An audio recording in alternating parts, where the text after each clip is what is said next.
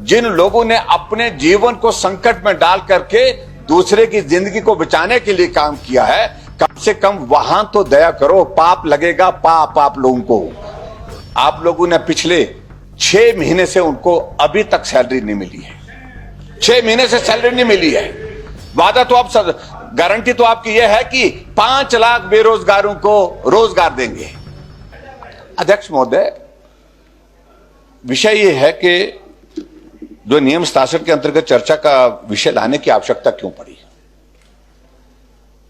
हिमाचल प्रदेश में आउटसोर्स में जो कर्मचारी लगे थे उनकी संख्या लगभग जो है उनमें से लगभग 10,000 के करीब जो है ऐसे जिनको आज सड़कों पर जो है वो छोड़ दिया गया है, उनको निकाल दिया गया है।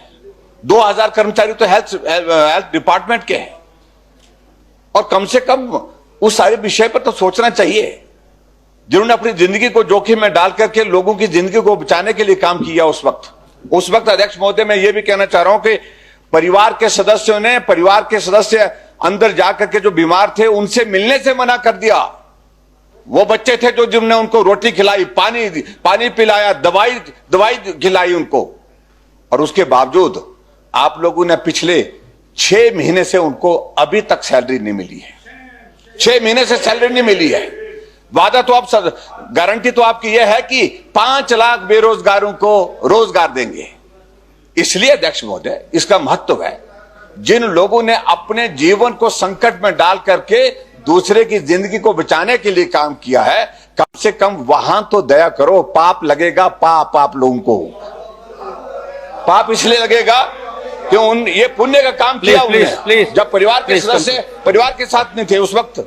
Your point has come. ऐसे में अध्यक्ष महोदय, मेरा यही निवेदन है कि इजाजत दी जाए कि जो आउटसोर्स में लगे हुए कर्मचारी, हम मानते हैं कि आप तंग आर्थिकी की दृष्टि से कठिनाई में गुजर रहे हैं, वो तो हम भी गुजरे हैं।